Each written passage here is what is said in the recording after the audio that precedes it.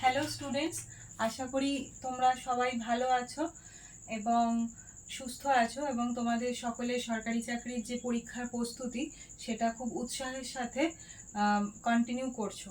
তো আজকে আমি তোমাদের একটা চাকরি পরীক্ষার অন্যতম গুরুত্বপূর্ণ এবং বেসিক একটা টপিক যেটা নাম্বার সিরিজ, সেইটা আমি তোমাদের তার উপর একটা ক্লাস নিতে চলেছি। তো সবাই আশা করি ক্লাসটা তোমাদের ভালো লাগবে এবং তোমাদের হেল্পফুল হবে। তো আমি ক্লাসটা শুরু করছি, তোমরা খেয়াল করো।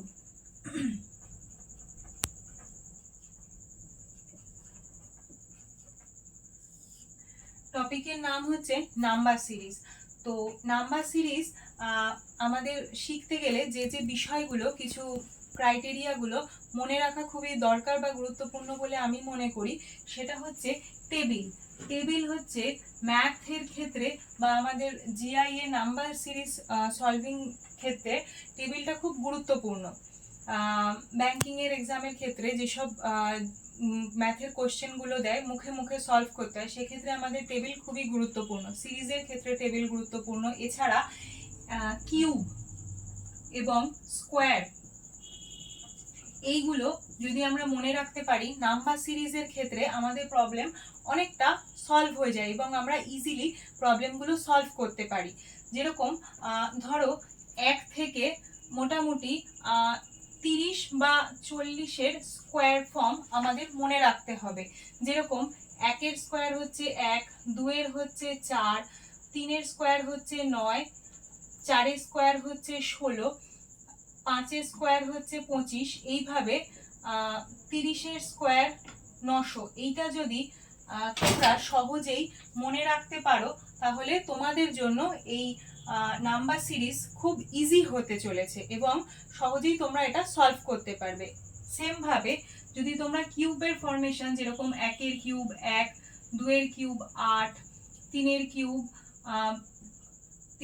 27, 4-এর কিউব 64, 5-এর কিউব 125, এইভাবে যদি তোমরা টানা 20-র কিউব পর্যন্ত মনে রাখতে পারো, 8000, তো সেটাও তোমাদের জন্য খুব হেল্পফুল হতে চলেছে নাম্বার সিরিজ প্রবলেম সলভিং এর ক্ষেত্রে। তো কিছু কোশ্চেন আমি তোমাদের আজকে করাবো, যা তোমাদের খুব হেল্পফুল হবে নাম্বার সিরিজের ক্ষেত্রে। ঠিক আছে।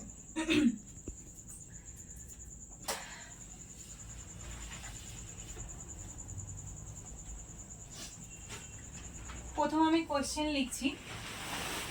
যেরকম ধরো রয়েছে 1, 8, 27, 64, 125, পরে একটা কোশ্চেন মার্ক রয়েছে। এবার এই কোশ্চেনটা যদি কেউ ফলো করে, এটা কিসের বেসিসে রয়েছে? দেখো, আমি একটু আগে বললাম যে 1-এর কিউব হচ্ছে 1, 2-এর কিউব হচ্ছে 8, 3-এর কিউব হচ্ছে 27, এটা হচ্ছে 4-এর কিউব, পরেরটা হচ্ছে 5-এর কিউব। তাহলে পরের যে ড্যাশ বা কোশ্চেন মার্কে আমার কি আসবে? 6-এর কিউব আসবে। 6-এর কিউব হচ্ছে 216। তাহলে এইটা যদি আমরা কিউবটা মনে রাখতে পারি এবং পরপর মুখস্থ রাখতে পারি, তাহলে এই জাতীয় ইজি কোশ্চেনগুলো সলভ করা খুব আমাদের জন্য সহজ হবে। আরেকটা কোশ্চেন করাই। ধরো অড আর ইভেন নাম্বারের গ্যাপেও সিরিজ আসে। যেরকম ধরো রয়েছে 2, 3, আচ্ছা এটা আমি প্রাইম নাম্বারের ক্ষেত্রে করাচ্ছি। 2, 3, 5, 7, 11, 13, পরেরটা কত আসবে? তো এটা যদি ফলো করো, 2 প্রাইম নাম্বার প্রথম, তারপর 3, 5, 7, 11, 13, তাহলে তার পরেরটা কত হবে? পরেরটা 17 হবে, কারণ 15 হচ্ছে গিয়ে প্রাইম নাম্বার নয়, 15 হচ্ছে ডিভিজিবল। তো সেই ক্ষেত্রে 17 হচ্ছে নেক্সট প্রাইম নাম্বার। আচ্ছা, আর একটা করাই স্কোয়ার ফর্মে। ঠিক আছে, ধরো রয়েছে 4,